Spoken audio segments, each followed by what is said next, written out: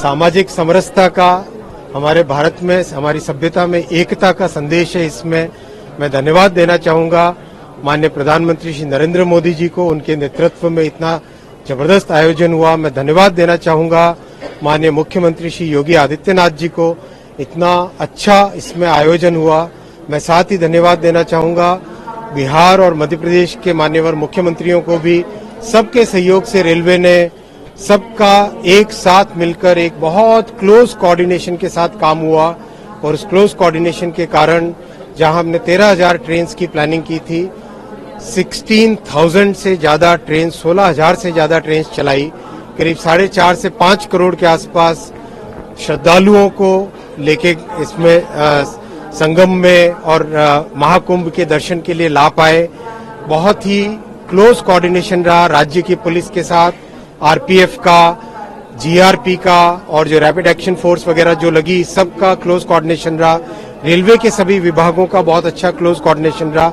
इस पूरे समागम में, इस पूरे महाआयोजन 45 दिनों में कोई एसेट, कभी कोई एक भी लोग को फेल नहीं हुआ, कहीं कोई एक भी दिक्कत नहीं आने दी। इस तरह की मेंटेनेंस की बहुत ध्यान रखा गया और विशेष ध्यान रखा गया कि सब जगह श्रद्धालुओं को प्रधानमंत्री श्री नरेंद्र मोदी जी ने हमेशा हमको ये मार्गदर्शन दिया कि इसको आप क्राउड की तरह न समझें, श्रद्धालुओं की श्रद्धा को समझें और श्रद्धालुओं की श्रद्धा और भक्ति में कैसे हम बढ़ा सकें, उनको कैसे सहयोग कर सकें, उस भावना के साथ काम करें।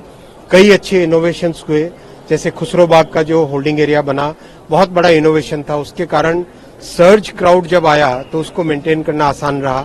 जिस तरह के होल्डिंग एरियाज बने, चाहे झूसी में हो, चाहे नैनी में हो, चाहे चौकी में हो, चाहे प्रयागराज जंक्शन में हो, चाहे प्रयाग स्टेशन में हो, उन सब के कारण, होल्डिंग एरियाज के कारण बहुत बेनिफिट मिला। आपस में विभिन्न सरकारों का और रेलवे का जो कोऑर्डिनेशन रहा, उसका भी बहुत लाभ मिला। इस सबसे जो सीखने को मिला है, टीम पूरा उसका एक एनालिसिस भी करेगी और किस तरह से रेलवे के जो ऑपरेशंस मैनुअल्स हैं उनके अंदर एक परमानेंट चेंज लाने के लिए भी व्यवस्था करेंगे, जिससे कि आज से जो लर्निंग आई है, इस महाकुंभ से जो लर्निंग आई है, उस लर्निंग को हम देश के हर जगह जहां पर भी क्राउड, जहां पर भी अचानक पैसेंजर्स का सर्ज आता है, उसको हम संभाल सके, उसको ढंग से मैनेज कर सके। सर, इसमें चुनौतियां क्या हैं और इसका इम्पैक्ट क्या आगे जाएगा? सबसे बड़ी चुनौतियों में एक विशेष ये था, आईएनएस आ जाओ।